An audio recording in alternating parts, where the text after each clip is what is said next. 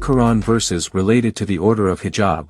Quran, Surah Al-Ahzab, verse 53 and 59. Quran, Surah Al-Ahzab, verse 53.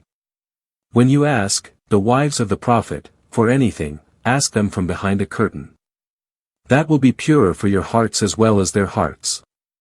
It is not right for you to cause annoyance to the Messenger of God or for you ever to marry his wives after him. Indeed, that would be an enormity in the sight of God. Quran, Surah Al-Ahzab, verse 59. Tell thy wives and thy daughters and the women of the believers to draw their cloaks close round them. Why did Muhammad reveal these verses? To understand that, we need to see the events behind the verses. Hadith Sahih Bukhari, Volume 1, Book 4, Number 148 explains the event behind the Quran, Surah Al-Ahzab, verse 59 Revelation. The wives of Muhammad used to go to Al-Manasi, which was a vast open place near Baqiyah at Medina, to answer the call of nature at night. Umar ibn al-Khattab did not like what he saw. Astaghfirullah Azim. What an embarrassing view. He decided to complain about this to Muhammad. O Rasul Allah, let your wives be veiled so nobody could see their bodies when they are defecating. But Muhammad ignored him. Umar angrily thought in his mind. He does not consider it as a big problem. One night, one of Muhammad's wives, Sauda bint Zam'a, went out at night to Al-Manasi to defecate. I better follow her. Boo, what a relief. O Sauda. By Allah, you cannot hide yourself from us, so think of a way by which you should not be recognized on going out. Umar, what are you doing here? Are you watching me? Astaghfirullah. What's wrong with you? How disgusting. Sauda was embarrassed and left the place quickly. Sauda met Muhammad in Aisha's house. O Rasulullah. I went out to answer the call of nature and Umar scolded me for not covering myself enough. No worry, Sauda. Allah's revelation just came to me.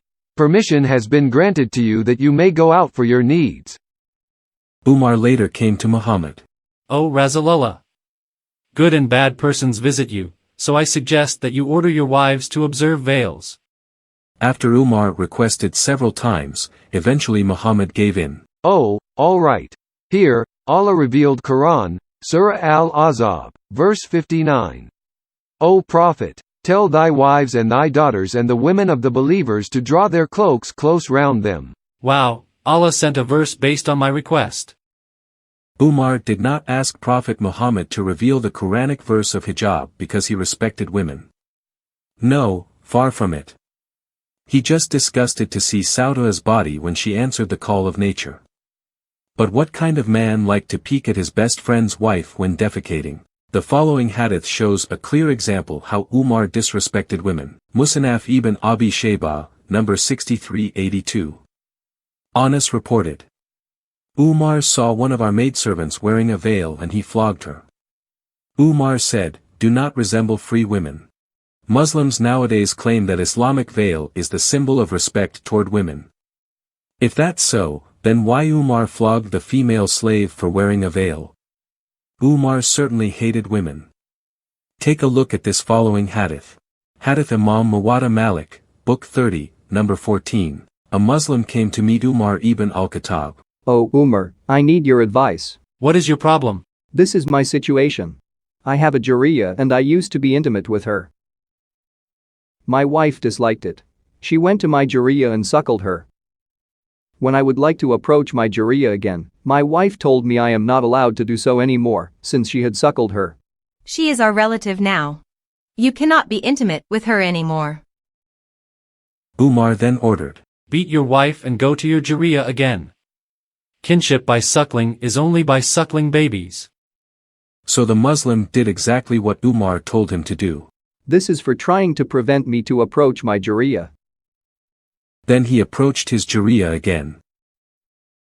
Umar was a violent man who did not hesitate to enslave, beat, flog, betray women, even advised other Muslims to do the same thing. Muhammad also supported Umar's violent tendency toward women by saying, a man will not be asked as to why he beat his wife. Muhammad and Umar were just two of a kind, a kind of men who used violence to control women around them. The hijab order came out of their hatred toward women.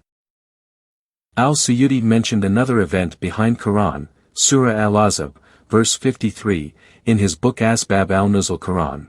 One day, Talha ibn Ubaydillah came to his cousin, Aisha, and chatted with her. Muhammad came and he did not like what he saw. Don't you ever come here and talk to my wife alone again. But Aisha is my cousin, and Allah knows that neither I nor she said anything abominable. There is none more jealous than Allah. There is none more jealous than me. Talha left Aisha's house angrily. Muhammad refrain us from marrying our cousins, yet he marries our women after we die. Therefore, after he dies, I will surely marry Aisha. Muhammad was shocked when he heard that. Oh no, you don't. Allah just said that it is not right for you to annoy Rasul Allah nor marry his widows after him at any time.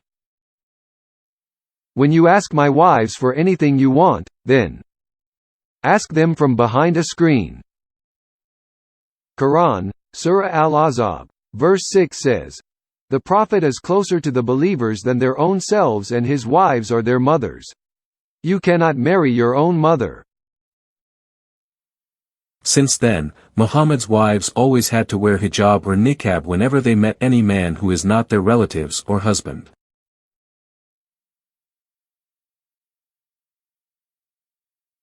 Tafsir Quran Tabari in Ibn Kathir, Surah Al-Ahzab, verse 59, mention another story behind the hijab order. In Medina, the wives of the Prophet sometimes had to go out at night to answer the call of nature. Their houses had no restroom, so they would go to an open field, named Al-Manasi, to defecate or to urinate. On the way to go to Al-Manasi, some young men would harass and tease them.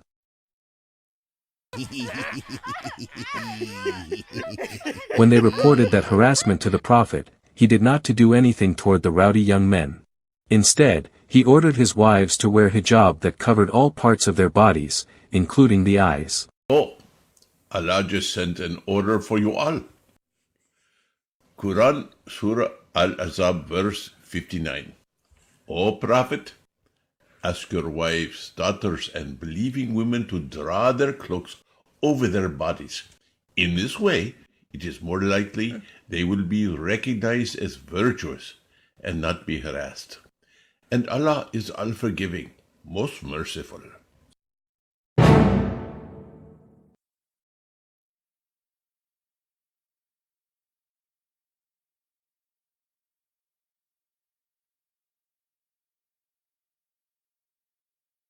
In the first case, the problem was because of the lack of clean toilet facilities among the Muslim society. Prophet Muhammad did not do anything to improve the sanitary facilities for them. The intention of hijab was to cover up the wives while still doing their business to answer the call of nature in a very primitive way. As the solution of the toilet problem, the hijab functions as a portable outhouse that enabled the Prophet's wives to defecate on an open field without exposing their bodies to Umar. This portable outhouse is definitely not necessary for women nowadays because they have much better toilet facilities. The next hijab event was about a husband's uncontrollable jealousy toward his wife. Not only that, the Prophet apparently was a control freak as well. While he freely be intimate with many women around him, Muhammad wanted to be sure that all of his many wives would be widows forever after he died. To accomplish this, he revealed Quran, Surah Al-Ahzab, verse 53, "It is not right for you to cause annoyance to the Messenger of God or for you ever to marry his wives after him." The source of the problem is in Prophet Muhammad's mental health, yet he punished his wives by wearing hijabs that function as a portable jail. He even told them to just stay at home in Quran, Surah Al-Ahzab, verse 33. Would wearing a hijab could cure the husband's mental problems? The last case was about rowdy young men harassing the Prophet's beautiful wives. He had all the power in Medina to control these young men, to order them to behave, but he didn't do it. Instead, he put all the blame on his wives by forcing them to wear the hijab that cover all parts of their bodies, even including the eyes. that kind of covering would certainly limit their eyesight and mobility. My question is, can a veil or hijab alone protect women from the hands of sick-minded men? The answer is emphatically, no. Conversely, the responsibility and desire of the hearts of men should be to protect the chastity of a woman. Women are more safe if the men are educated and taught to respect women. Only in this type of environment can women thrive.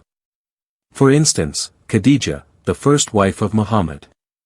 Would Khadija be able to work productively as the boss of her trade and transportation company if she had to face so many limitations that Muhammad put on the women in Medina?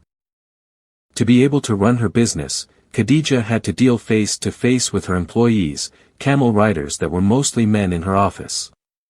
Under Islam, she wasn't allowed to be alone with them. That kind of limitation would severely restrict her ability to conduct her business. Under Sharia, Khadija would have to ask a permission from her husband or male family member to have a career. This is laughable since Khadija was the one who provided for Muhammad throughout their 25 years of marriage.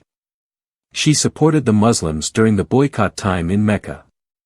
She couldn't do that if she had to just stay at home, such as the order in Quran, Surah Al-Ahzab, verse 33.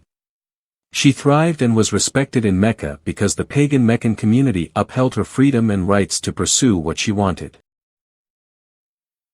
Muhammad ignored all of these, and decided to revoke women's freedom with misogynic orders such as Quran, Surah Al-Ahzab, verse 53 and 59.